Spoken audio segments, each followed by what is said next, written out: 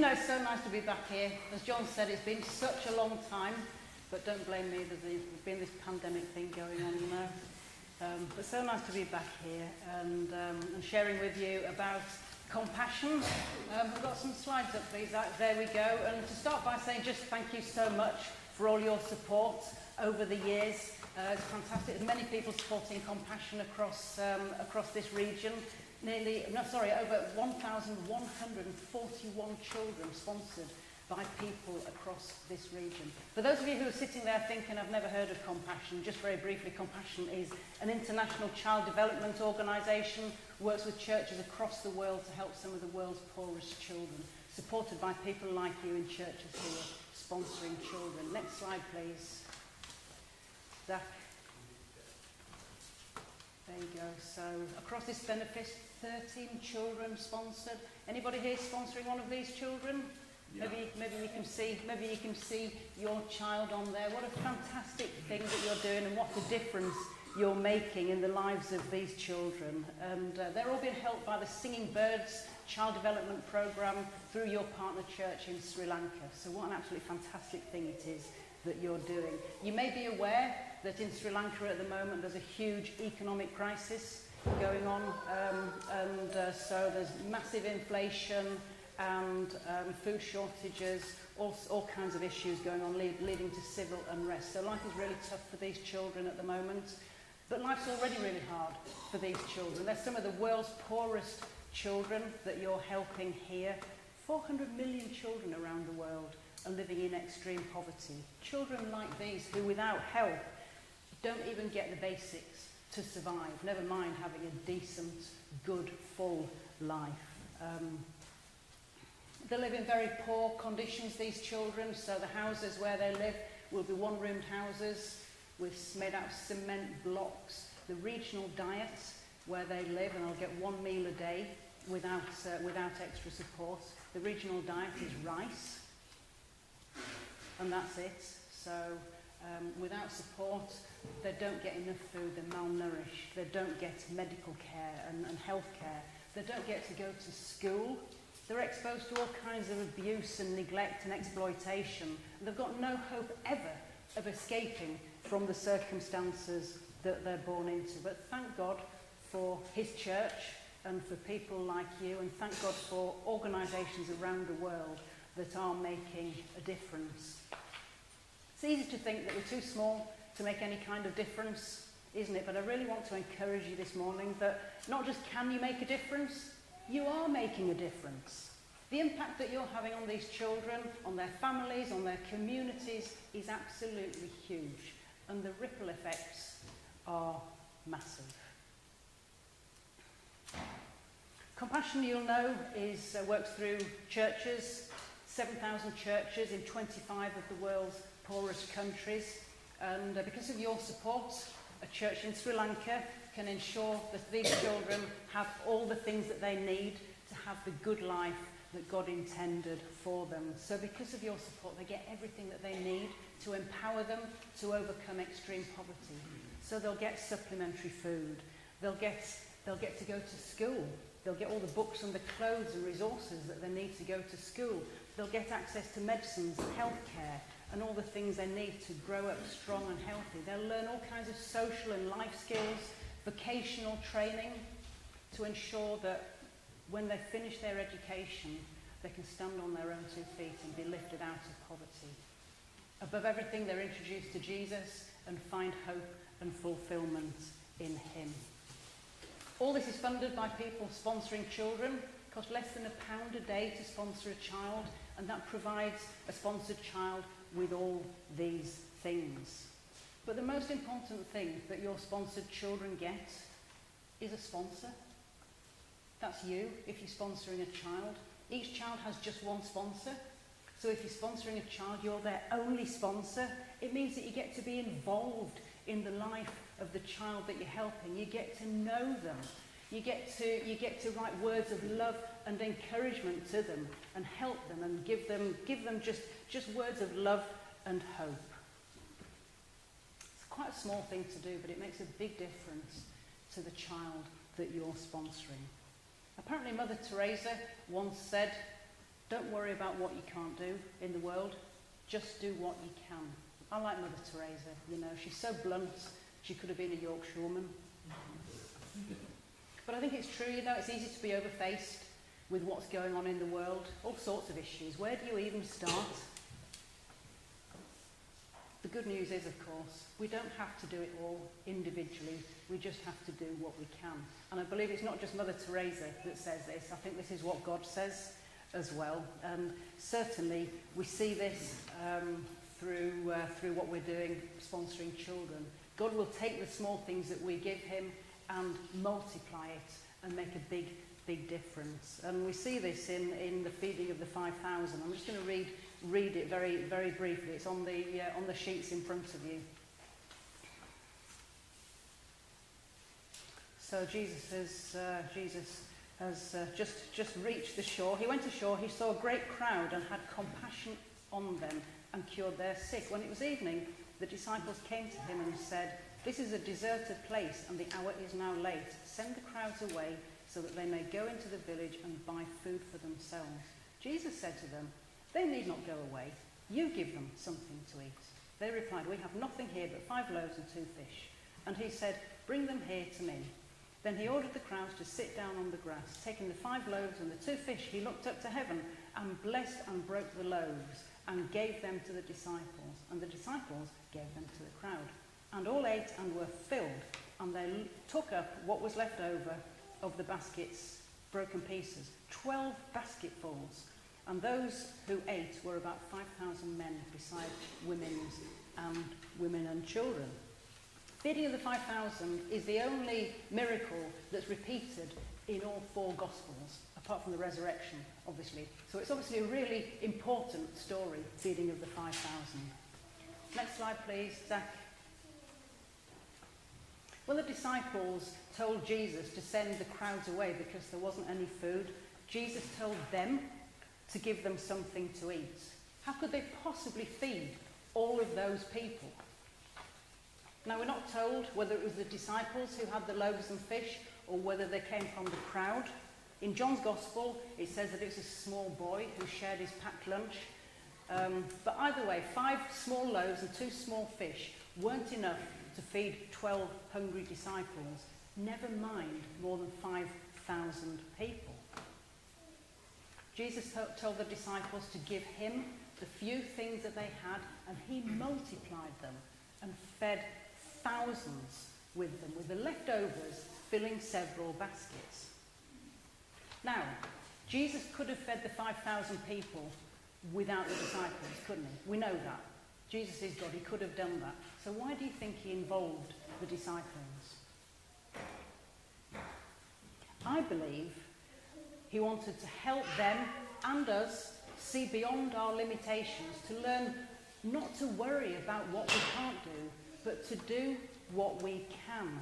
To learn not just what Jesus can do, but what we, as his disciples and his followers, can do when we give to him. We learn that he can and he will take anything that we give and he will multiply it beyond what we can do in our own power.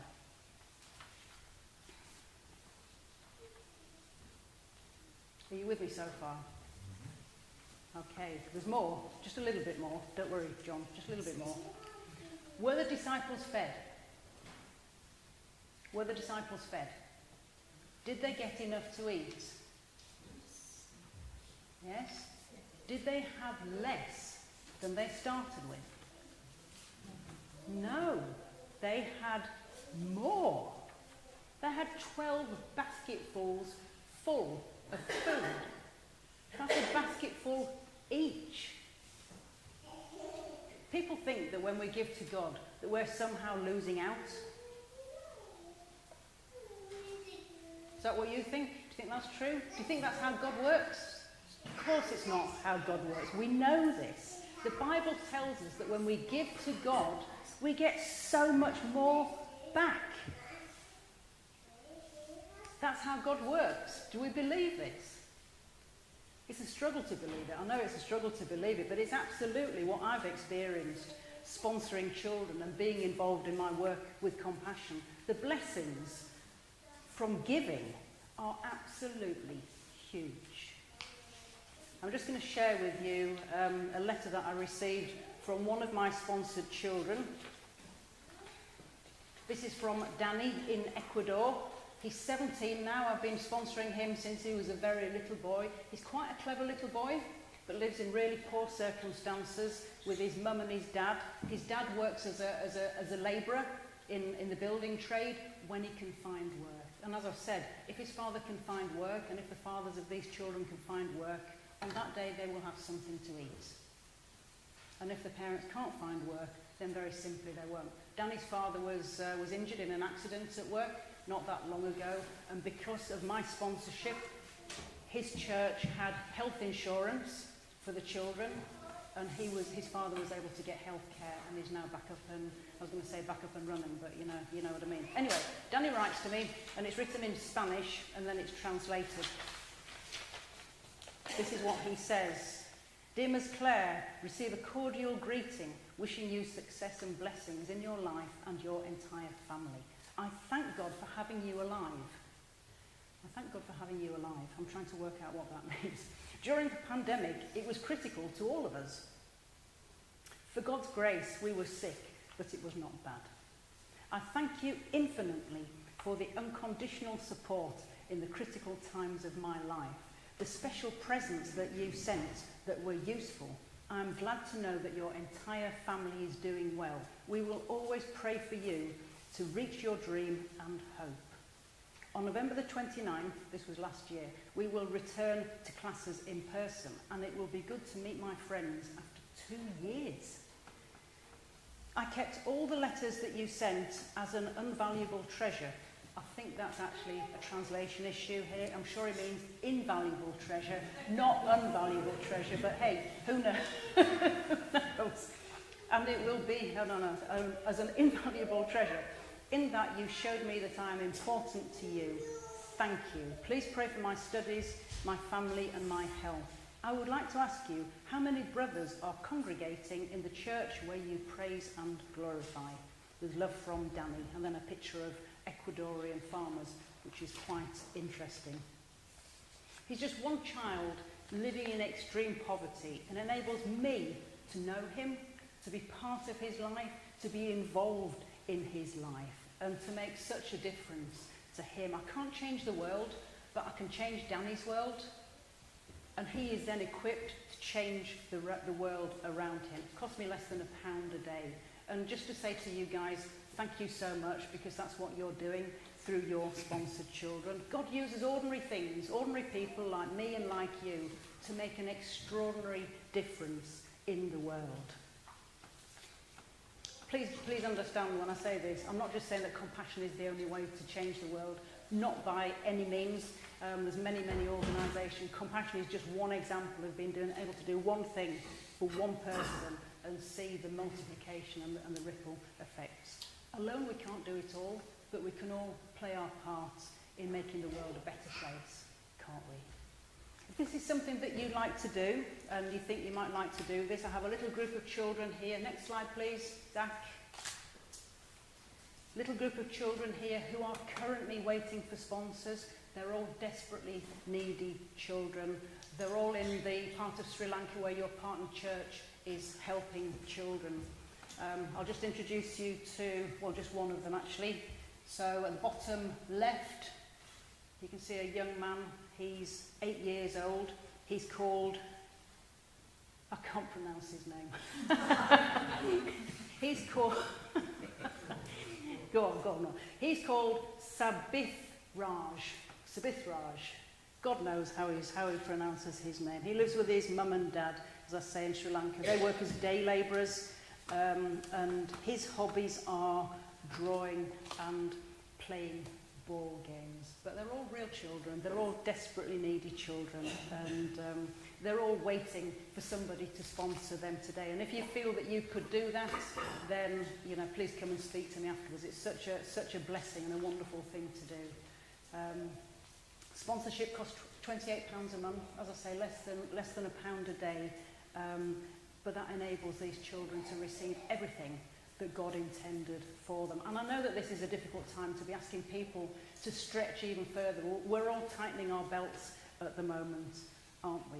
But maybe this is the time that we as Christians should be showing the world who we believe and what we believe. You know, because we live under a different economy, as God's economy and kingdom economy. And not only does what we give to Compassion and other organisations, not only does God multiply that for these children, he multiplies it for us as well. And I really believe that. We're going to watch a short video, if we can get it working, thank you, Zach, that shows the story of 4 young people who were helped through Compassion. And their lives were completely changed as a result of being sponsored, and they're now helping other people.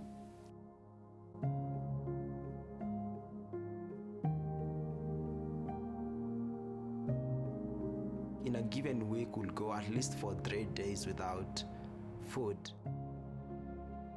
The friends that I played with in the neighborhood got captured and was being trained to become child soldiers. We would beg our parents just to buy 1 apple, but even the rotten ones we could not afford to buy.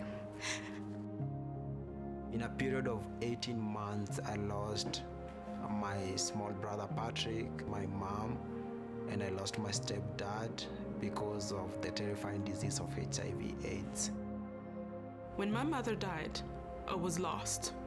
I was looking for hope, for God to just show me that everything was going to be okay. Not knowing what tomorrow will look like, not knowing whether I would have a home, whether we would live to see the next day. I don't know why Aaron Mitchell decided to sponsor me, but when he did, my whole life changed. A group of people from Compassion showed up at my church. They said, you're gonna go to school, and then somebody's going to write to you. I don't have to worry about whether my parents would have enough money to keep me going to school. Even if I get sick, someone was there to take care of me. I felt safe. I felt wanted. My sponsor is Edwin Bunny. Maria and Hans Shrew. Aaron Mitchell. 5 women from a Lutheran church that was sponsoring me. I am now a physical therapist and I'm working in a hospital. Clinical social worker. I was the first child in my family to go to high school, to go to college. I have a bachelor and a master in biomedical engineering, a second master in engineering management, and God called me into ministry, so I had to go and get a 3rd master. I have a ministry called Youth Arise Africa that works with boys who don't have father figures. We opened a small school. It's not providing the same opportunity that Compassion provided to me, so that they too can break out of the cycle of poverty.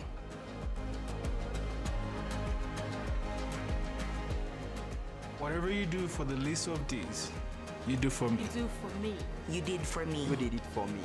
Sponsor a child today to break the cycle of poverty in a child's life, like my sponsor did for me.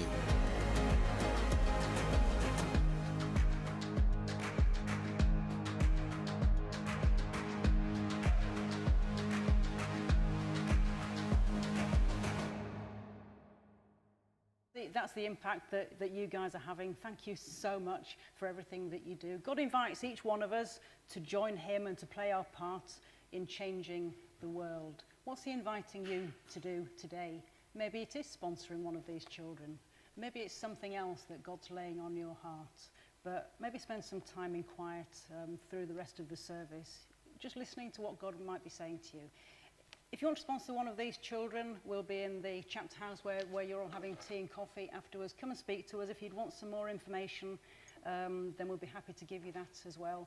Maybe you're thinking this morning, oh, I'm too old to do that, or my financial circumstances might change. And I'd say to you, please just do it for as long as you can. Don't worry about what you can't do. Just do what you can for as long as you can. If you have to back out of sponsoring a child for any reason, we will simply find another sponsor for the child that you're sponsoring. So do it for as long as you can, and may God bless you. May continue to see him glorified as you use his blessings for you to bless other people. Thank you so much. Thank you, John.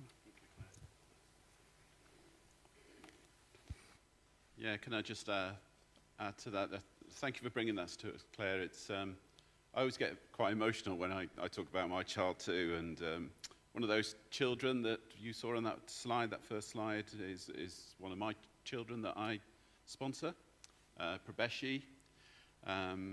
Narawanga is a part of a second name. And then there's a bit in the middle that's got far too many Y's and W's in it to try and pronounce, and N's and whatever. They seem to like N's, W's, and M's, I think, all together. So I've never mastered that in 6 years, I think, 6, 7 years that I've been. But it's a real joy. It's a real joy to receive a letter from another part of the world, from a little girl who the little bit of money that I can give makes a real difference in her life. And I encourage you to do the same if you can. It's a really rewarding thing to do. They're in just object poverty, really. And it's mainly a farming community where we sponsor our children from. And it's very, very poor. So encourage you if you can.